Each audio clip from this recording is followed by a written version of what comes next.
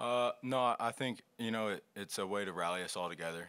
One guy goes down, we know it's the next guy's got to step up, and we're all committed to winning and doing what we need to do to win. So Malik goes down, X goes down. We know we still got to find a way to get a win and move on.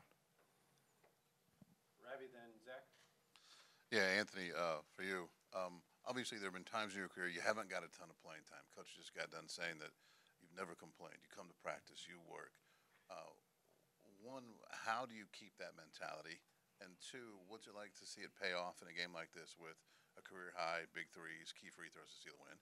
Yeah, in that time of waiting, it's really been great for me in terms of my faith and just growing closer to God and trusting Him and His timing.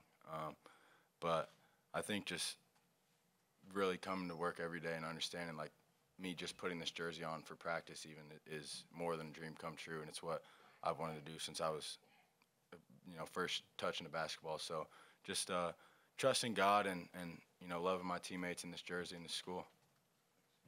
Zach, then Daniel. Anthony, I guess kind of going back to just talking about gutting through and rallying together, your free throws, Gabe hits the three late. Just, I guess, do you feel like this team learns something about itself when it has to find a way, especially when maybe there have been some emotional swings? They come back, you've got the injuries, the lineups, the rotations are a little messed up because of that. Just what does a team learn, I guess, about itself on a night like this? Yeah, I mean, I think it was a huddle we had with maybe like a minute and a half left, and I had mentioned, like, we were just here against Illinois, tie game or down 2, up 2, that sort of situation, and we weren't able to figure out how to win. But that's something about this team and how we've got a lot of new guys, but we're figuring out how to win, and this was a good step in that direction. Daniel, then Bob.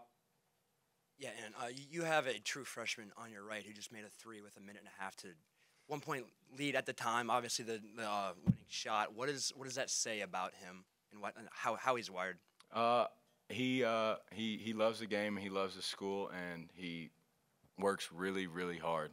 He's always in here, so it's just a testament to the work that he puts in and the confidence in himself. Bob and Todd. Anthony, you are Mr. Basketball in this state. When you came here, did you expect that you would get more playing time than you have? And the fact that you haven't until now, how have you persevered? I think obviously coming out of high school, everybody has expectations, I went through a coaching change and, tried to stick it out because I love this university and this school. So just being committed to that and understanding, like I said earlier, that this is a dream come true, whether I'm playing 1 minute or 40 minutes.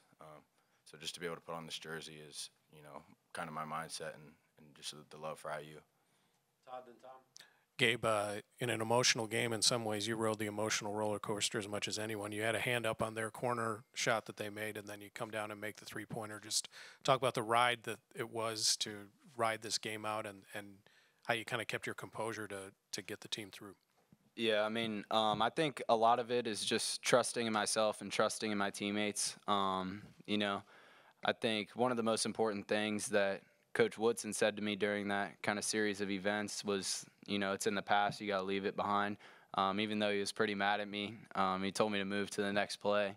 So, I mean, I think just me being here, is a blessing, like Anthony said. So I'm here to work, here to get better, and I think that allows me to trust myself and also for my teammates to trust me.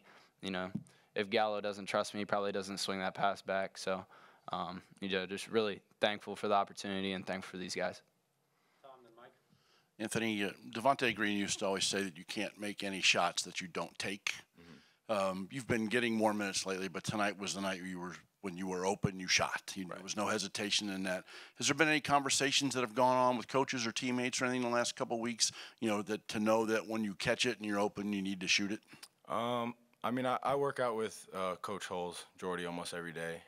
He's someone that I've always looked up to, so he's been really, really good for me in my corner. But I think just overall, my teammates give me confidence. They trust me. They know that I put in the work to be able to reap what I sow. So I think just staying committed to it and having the confidence in myself and the work that I put in. Last question, Mike.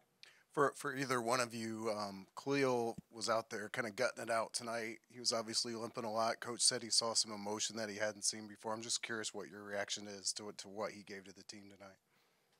Yeah, I mean, I liked it a lot. that's the thing we need from him.